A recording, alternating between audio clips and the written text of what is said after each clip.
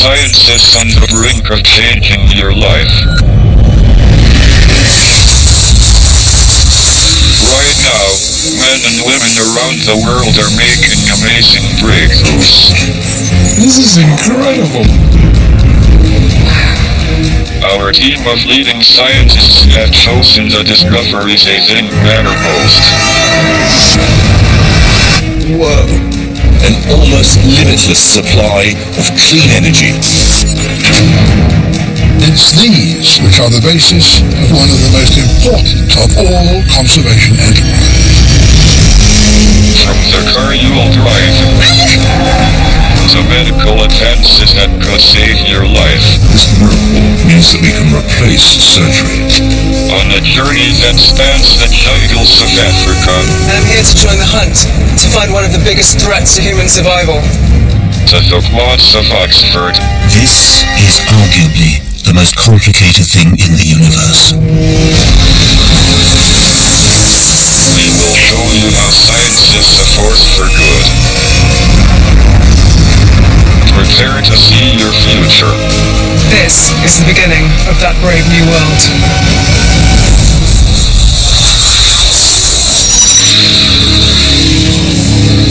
Tonight, technology. The innovations that we predict will shape the rest of the 21st century. The latest use of lasers. A company colonizing space. The lab unlocking the mysteries of the universe. And the city of the future. It's technology to transform your world.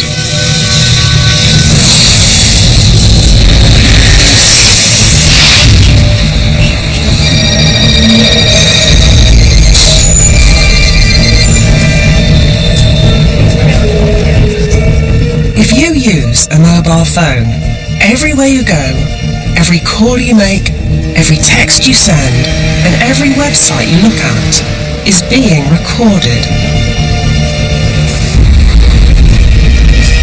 My name is Kathy Sykes. I'm a scientist, and like everyone, I'm living through this technological revolution. Many of us are concerned about who has access to all this personal information and how corporations and governments might use and abuse it. But there are some people who see this information as a resource that could help us all. They're scientists who are trying to get a better understanding of how everyone behaves. They want us to trust them with our personal information because they believe they can use it to help us all live happier, healthier, and easier lives. I'm in Cambridge, near the city of Boston. Here, at the Media Lab at the Massachusetts Institute of Technology, is the man who wants us to trust him with our data. So, this is the new part of the Media Lab? His name is Professor Sandy Pentland. So, walk this way, please. He's the father of reality mining. Well, reality mining is using the sort of digital breadcrumbs that we leave in everyday life to understand our behavior. So, as you walk around with a cell phone, you leave position markers, you call people, you use your credit card. And what we can do is we can collect those up to build sort of a psychological profile of you. Or if we do it for lots of people, we can build a profile of the community and the rhythm of the community. To get a sense of what researchers can discover from our phones, I agreed to be a guinea pig and take part in one of Sandy's studies. Using a special app, he's been collecting my data for 10 days. I picked out a day, it's July 9, when you were moving around and doing things. And what we see here is a graph of your physical activity around about 1300, so early afternoon. And you can see that you were moving around and so forth here, and then you stopped for a little bit.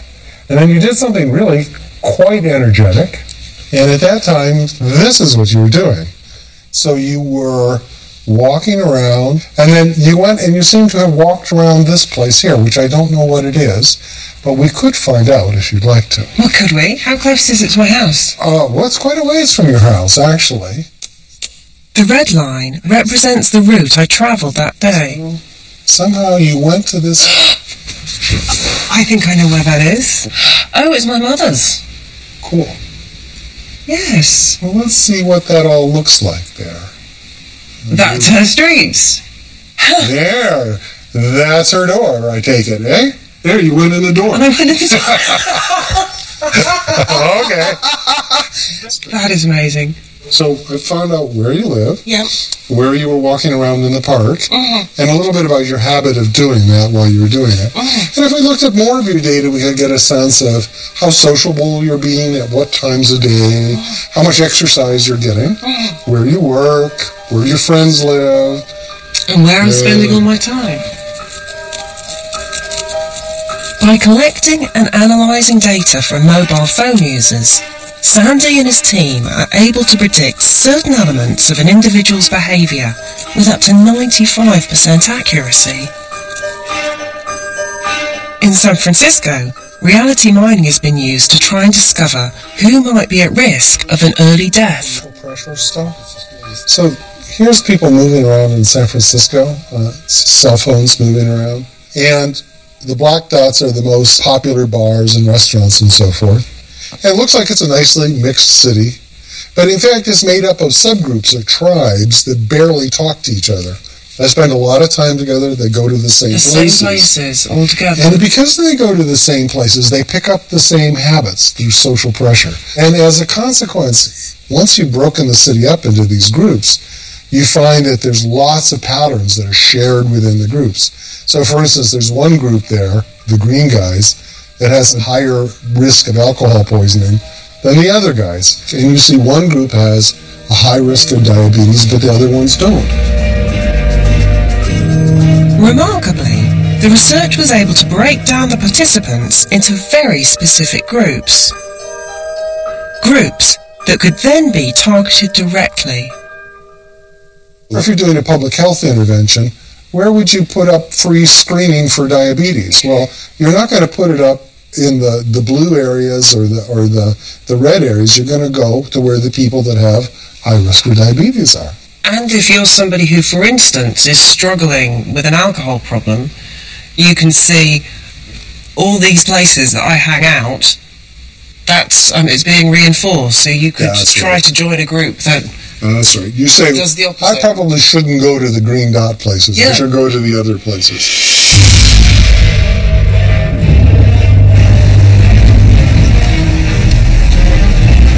Reality mining gives a God's eye view of the world. There's a real possibility that it could be used to predict how epidemics may spread, or how a population might react in a natural disaster.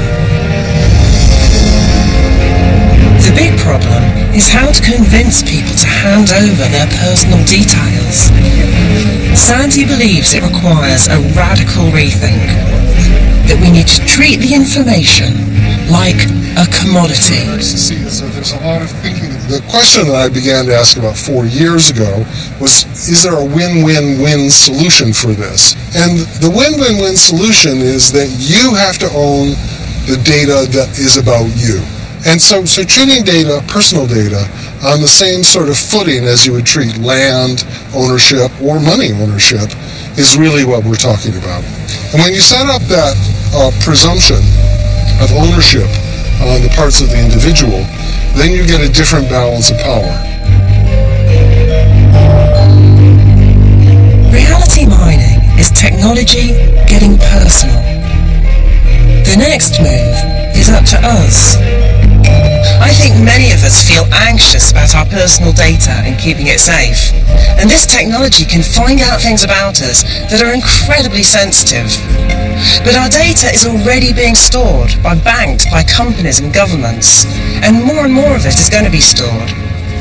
So the idea of being able to choose to use the data for yourself and decide what information is kept about you, I think, is really empowering. Technology is the engine that drives society. In our next story, it's lasers that are making the difference.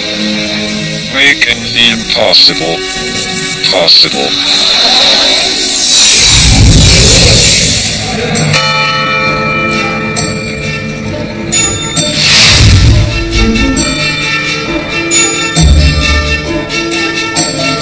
The city of Leuven in Belgium. It's steeped in history and tradition. But I've come here to see a cutting-edge technology that could revolutionize manufacturing.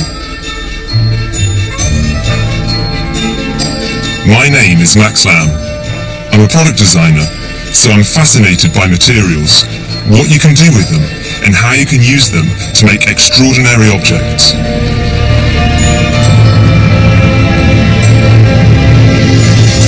Cups and saucers and the casing of your mobile phone to complex aircraft components, designers and engineers are constantly looking for better ways to manufacture the objects that surround us. A lot of traditional manufacturing still operates on principles that have been around for ages. To make an object, you often start with a single block of material, and using machines and tools, you take away material until you have the object that you want. But you've also got a lot of waste. So what if you were to make exactly the same object, but instead of taking away material, you build it from the ground up, layer by layer, using just the material that you need?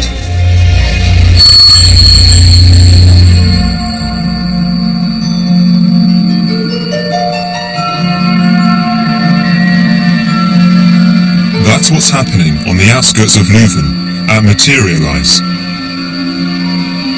The engineers here are transforming the production line with a process called additive manufacturing, also known as 3D printing. Additive manufacturing does exactly what it says on the tin. It's a way of making objects by adding material rather than subtracting it. It works on the same principle as the laser printers in an office, but instead of sending a document to print, you send an object. You start by creating a 3D design using sophisticated software. Then that's sent to these printing machines that build it layer by layer. This one is building a prototype car dashboard made from a type of liquid resin. A laser solidifies the resin to create the first layer of the dashboard. Then, the floor of the machine drops a fraction, and a mechanical arm sweeps another layer of liquid resin on top. Gradually, the whole object is built from the bottom up.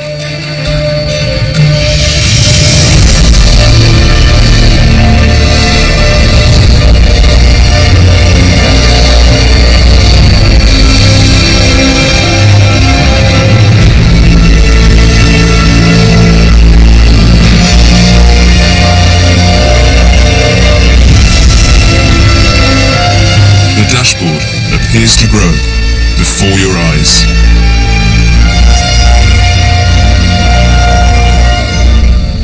To make this product in the conventional way, you first have to build a model, then take a mold, and finally injection mold the component in plastic. It can be expensive and very time-consuming, but with this process, you simply create a design and press print.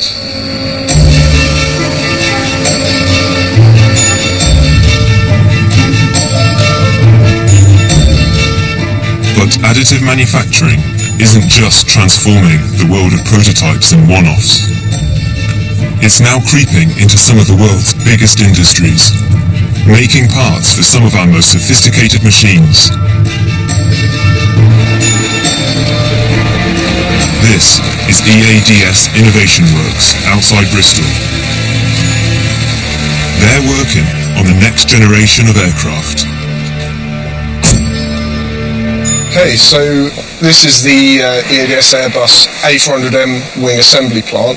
So this John Mayer is research team leader. Manufacturing. This is the sort of scale of products that we're working with. John and his team are using additive techniques to try and make better Airbus components. This is an example of a typical aerospace part. So this is actually a casting from an A320 aircraft, and this hinge actually holds the, you describe it as the bonnet to the engine on that aircraft. It holds that in place, and you can feel the weight of that part. Yeah, I mean, it's heavy. Yeah, it's a pretty heavy part. Now, if we look at what we can do with additive manufacturing, we're kind of freed up a little bit in the manufacturing constraints of the technology, so we can come up with more elegant geometries that can carry the load much more efficiently. So you can show me that here. Yeah, so you can see this is an example of a component that's been designed to directly replace that part. So this would fit in exactly the same location. So this does exactly the same job. Precisely the same job. It looks lighter, it feels lighter. The hinge is lighter because additive manufacturing lets designers create a more complex and efficient shape using the minimum amount of material required. So you can see that that's something we're targeting with the technology, is weight saving, and that has direct implications for the aircraft, because the lighter the aircraft, the less fuel you burn, and then over the course of the life of the aircraft, you can imagine the millions of dollars potentially that could be saved by the airline industry if we're saving weight in this sort of way.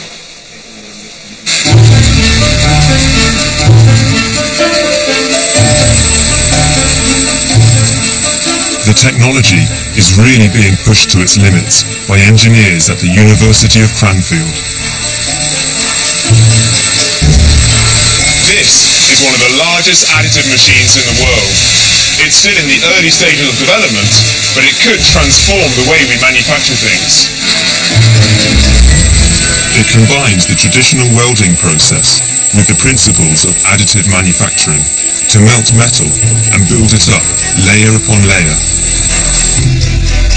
What's so exciting is the scale. In principle, the mechanical arm could be extended to any length and move in any direction.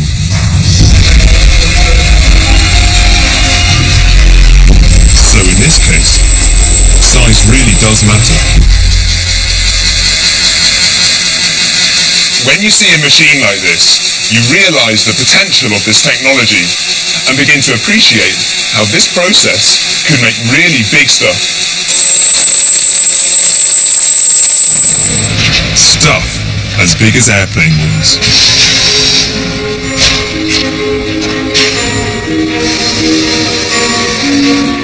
This technology isn't going to take out traditional manufacturing in one fell swoop.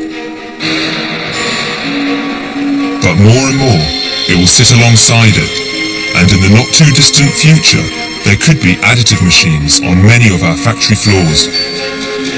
Chances are, it won't stop there. It could also arrive in our neighbourhoods. Soon, it might be possible to pop down to your local additive shop and print out a spare part for your washing machine. As a designer, what's so exciting about additive manufacturing is the way it frees up the imagination. It brings us closer to the process, and it allows us to bring to life objects that in the past we could only dream about. Ever since I was a boy, I've dreamed of traveling into space. I've watched as technology has taken us into orbit and beyond. Now, a new breed of space explorers is leading the way.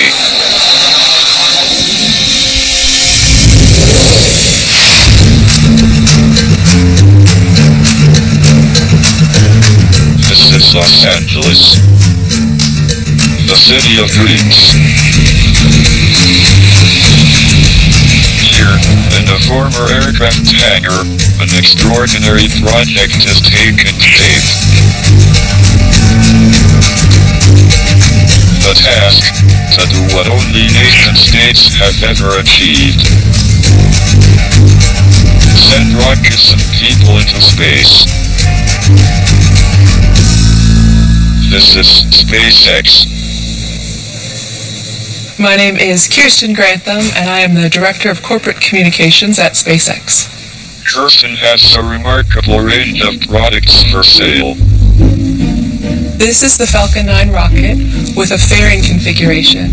With the fairing configuration, you would be carrying a satellite to orbit. Prices start at $54 million. Over here, we have the Falcon Heavy rocket. The Falcon Heavy will be the most powerful rocket in the world. Now, that allows for you to carry very large satellites.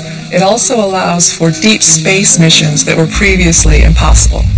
The Falcon Heavy rocket sells for anywhere from $80 to $125 million.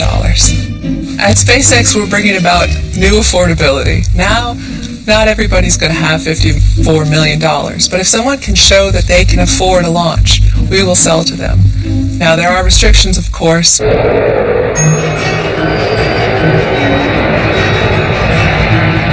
The commercialization of space travel comes at a critical time.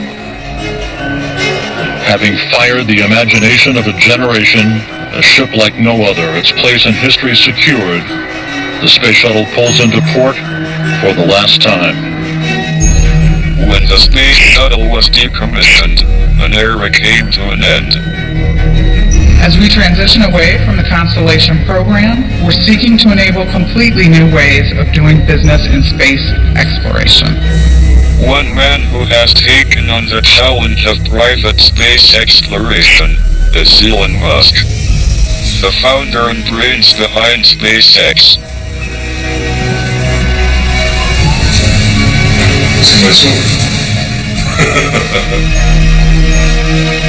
Elon Musk is a billionaire. He made his fortune by inventing the internet system, PayPal. Then he used the money he made to build a rocket company. My real interest in space started in university when I was considering what were the great problems that humanity will face. What are the things that will most affect the future of humanity? And one of the things that I thought would have a huge impact, maybe the biggest impact, is life becoming multiplanetary. Elon's space adventure started many years ago when he wanted to launch a probe to Mars. But the governments and companies were too expensive. So I decided that I have to create a rocket company and try to make a big difference in rocket technology. His first challenge was to build a rocket. The breakthrough came with the creation of the Falcon.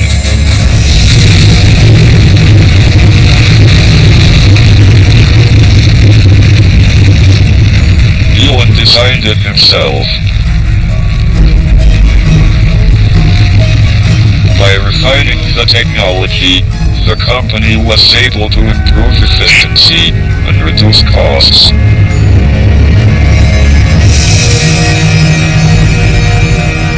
Falcon 9 rocket is quite a large rocket. It's got a thrust of about 1 million pounds of force, which is equivalent to 4 747s at full thrust.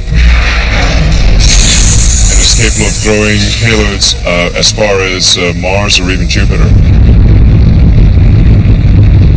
SpaceX became the first private company to put a spacecraft in orbit and return it intact. T-minus 45 seconds and counting. Dragon spacecraft. Next, it plans to deliver cargo and people to the space station. Helping lead the astronaut program is Gary Reisman. What I'm standing in front of right now is the original Dragon capsule that flew in space. Our intention is to fly 7 people inside the Dragon.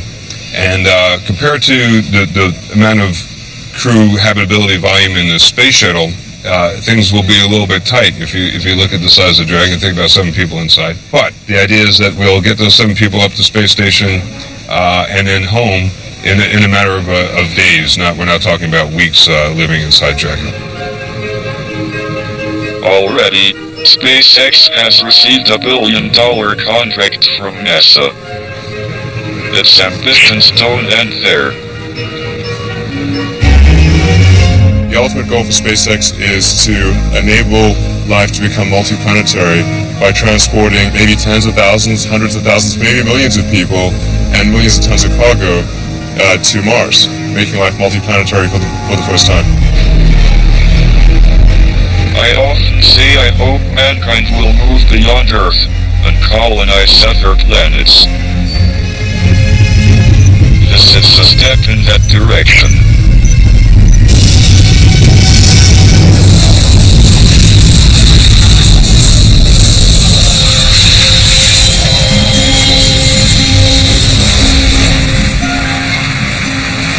Since I first started making television programs nearly 60 years ago, the population of the Earth has increased by nearly 3 times. That's an astonishing and terrifying statistic.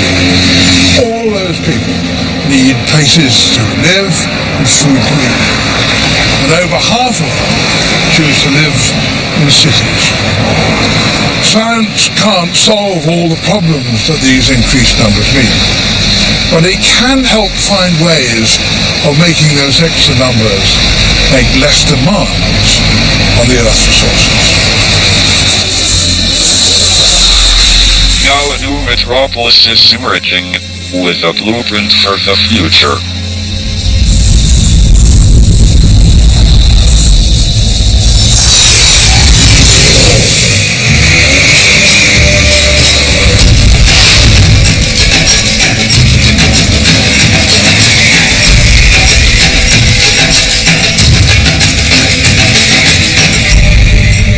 Is Abu Dhabi, one of the fastest growing cities on the planet.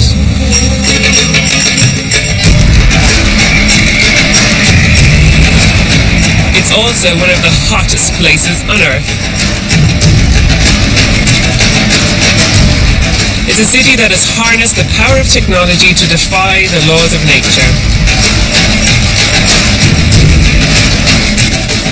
Outside, it's 45 degrees. Inside the towering hotels and shopping malls, it's chilled to perfection.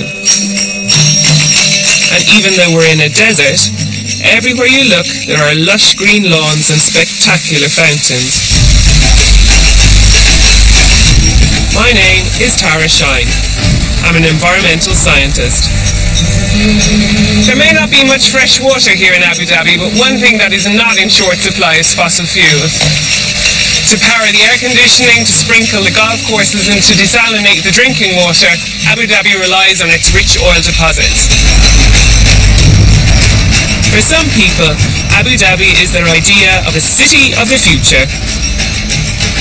For me, it's not.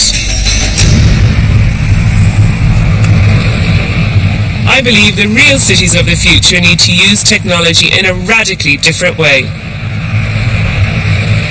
Just outside Abu Dhabi, they're starting to do just that. With so much wealth and available space, Abu Dhabi has begun an amazing new experiment to build a new green city from scratch. Its name is Masdar. Masdar is a risky experiment to create the most sustainable city on Earth. Currently under construction on the outskirts of Abu Dhabi, it will cost about $18 billion and eventually be home to 40,000 people.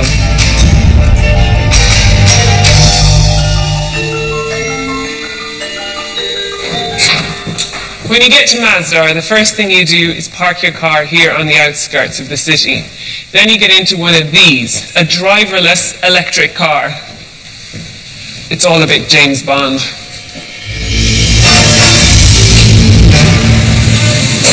Your vehicle is now ready to leave. Please be seated so that you may depart.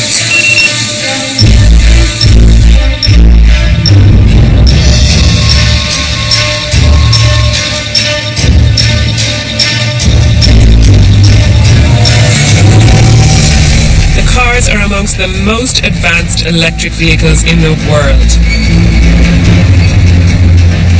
They're guided by GPS with route and speed predetermined. it's a very strange, out-of-control feeling because the car is accelerating and braking and I'm not doing anything, and I feel a little bit like I need to hold on for dear life.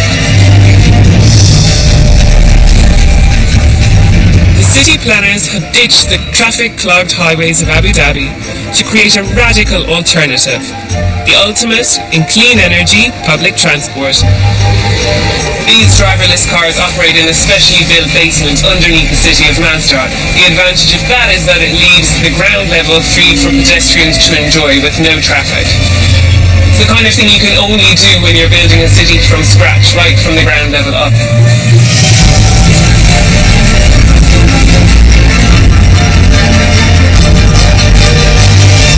The doors are opening. Please mind the doors. But the pod cars are just a taster. Now it's time to head up to street level, where the city really unfolds.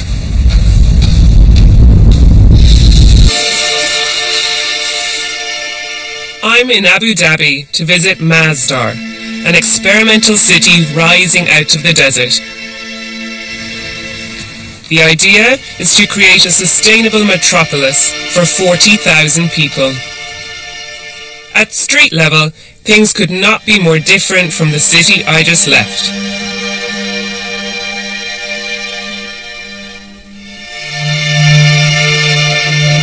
The architects have turned away from the Abu Dhabi model of ever taller towers and ever wider highways, and have reverted to the low-rise buildings of traditional Arab architecture.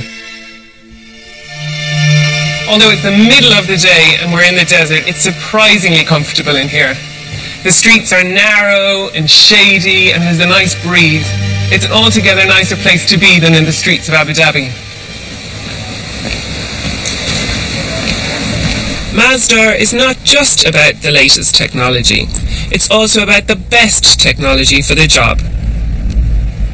This wind tower is a perfect example. At the top is a series of louvers that open and shut depending on the direction of the wind.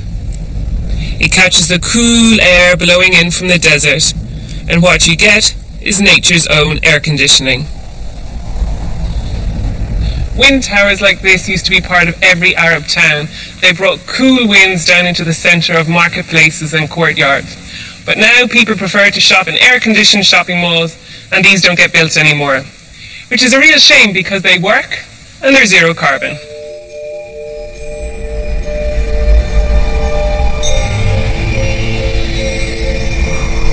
But here in the city of the future, they're not just changing how they use energy, they're changing where they get it from.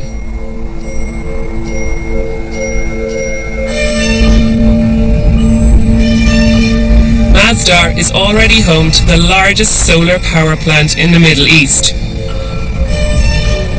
It covers an area the size of 35 football pitches, using 88,000 solar panels. The plant produces more energy than Masdar city needs, so the excess is sent to the Abu Dhabi national grid. But they're not settling for conventional solar power.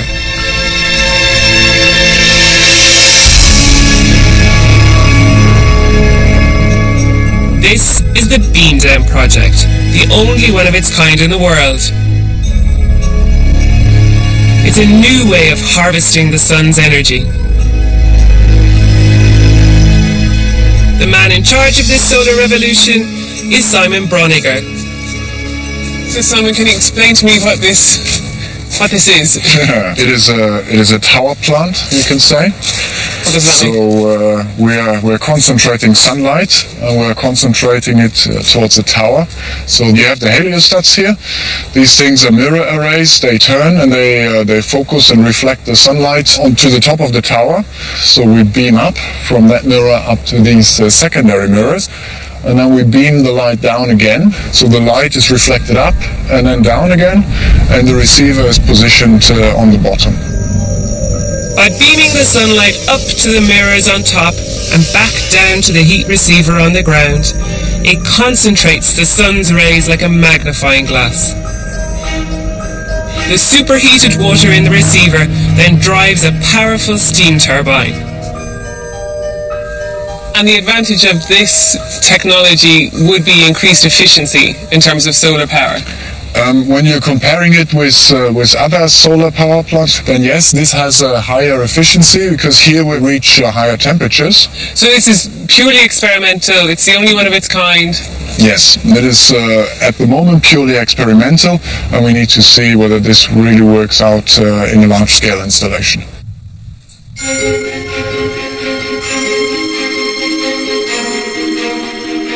What's so inspiring about Masdar City is that it's a laboratory, an attempt to apply some of the wonders of technology to an entire city, to test new ways of living that could set an example for the future. It's been great to visit the experiment that is Masdar, but it will remain just a very expensive experiment unless the technologies developed here are used in other cities around the world, like London, Lagos and Mumbai. Then we'll really be creating cities for the future.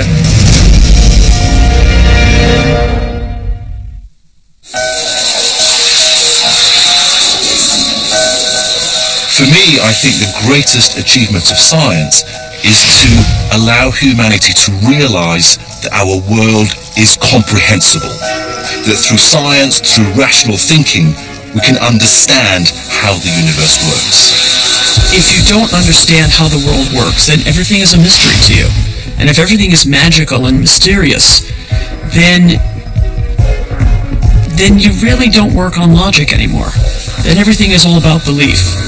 Our sanity, to some degree, depends on understanding what goes on around us, that it isn't just blind fate, that there are reasons for lots of things. Reasons is science. Understanding the reason for things is science.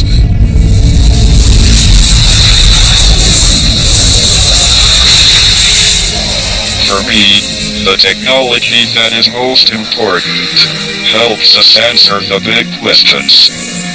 How does our universe work? And how did it begin? In our next story, scientists are traveling deep into the Earth to help unravel these mysteries.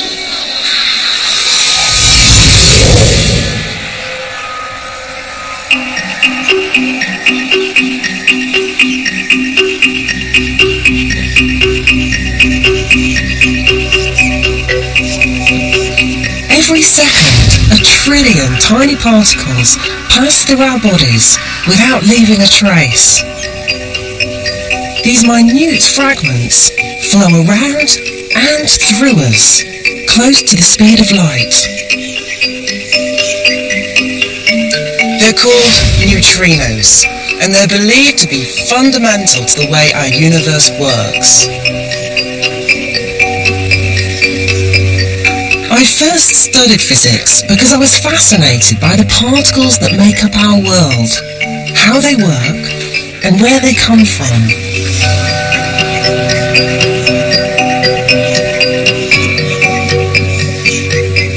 Neutrinos are produced in nuclear reactions, so they're streaming down on us from the sun, the stars, and even the Big Bang.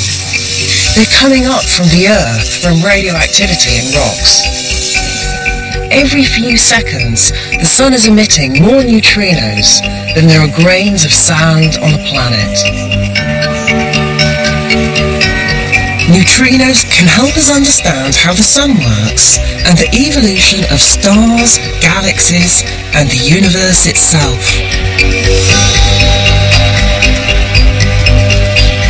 But they're so elusive, they're extremely difficult to detect. Neutrinos have been dubbed the ghost particle.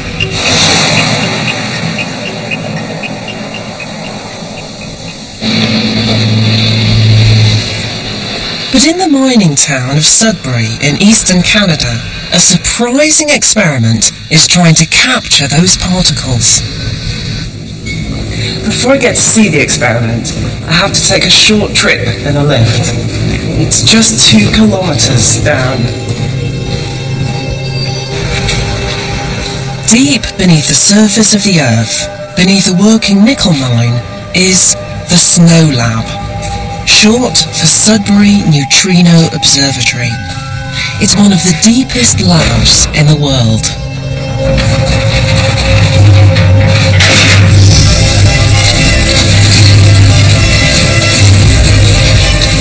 It's home to a neutrino detector, a spectacular feat of engineering, and one of the more curious experiments that physicists have attempted.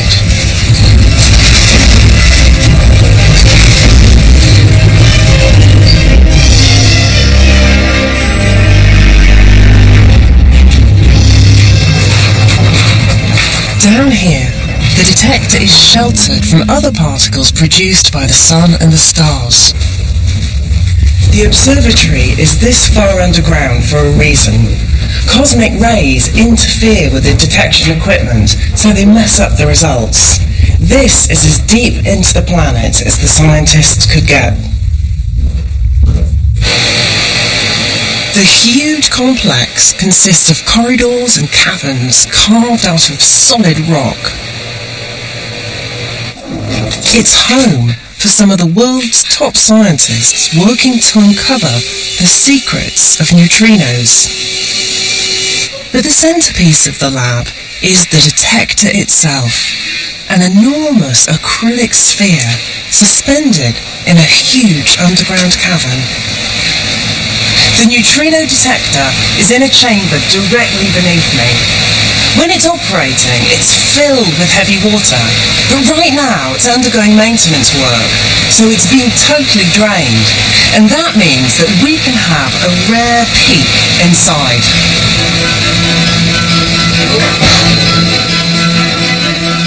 The interior is only accessible through a small hatch at the top.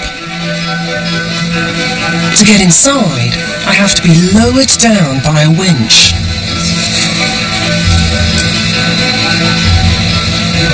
It's a long way down, a 65-foot drop to the bottom. One of the largest fish bowls in the world. And we're going to be going into it.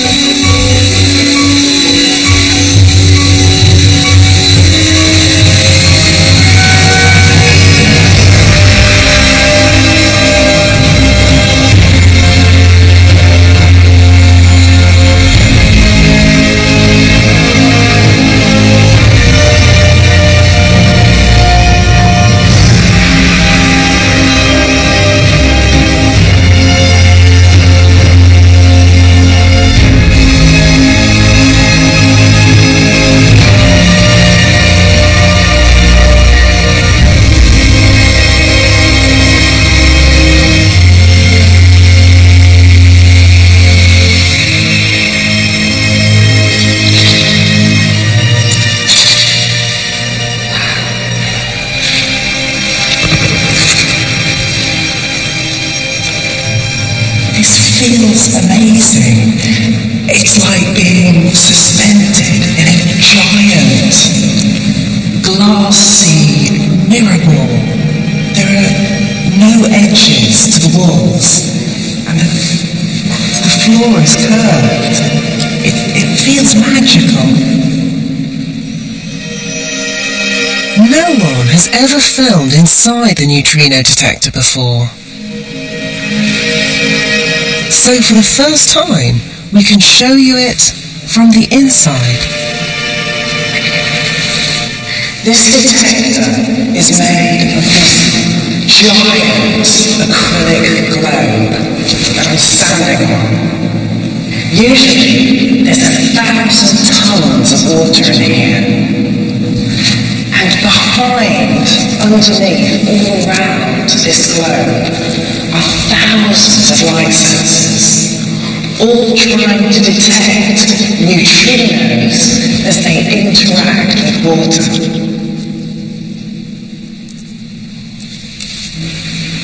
When the neutrinos interact with the water, flashes of blue light are emitted. These flashes are picked up by the incredibly sensitive light sensors and alert the scientists to the presence of neutrinos. That we can see over there. Before this experiment, scientists had only detected a third of the neutrinos they expected. SNOLAB found the missing 2/3, and that there were actually 3 different kinds. Mark Chen is one of the neutrino hunters. The SNO experiment confirmed that our understanding of how stars work, the energy generation mechanism in stars, was correct, because neutrinos, in a sense, are like the exhaust from the engine of the star. And so by counting neutrinos, we get to see how the engine is working and what it is that it's burning. By detecting these solar neutrinos, we actually get a way to really understand the composition of our sun and what it's made up of, and it allows us to peer all the way to the solar core. So that's what makes them so exciting to detect. Over the coming years, the scientists at SNOLAB will be running ever more sophisticated experiments to detect the most elusive particles known to exist. Nobody really knows where the research here will take us. But when scientists split the atom, nobody could predict it would lead to nuclear power, precision electronics, and the atomic bomb. But trying to unlock and understand the secrets of nature and the universe is a part of being curious and a part of being human. And we know from the past that this kind of fundamental science has the potential to change the world.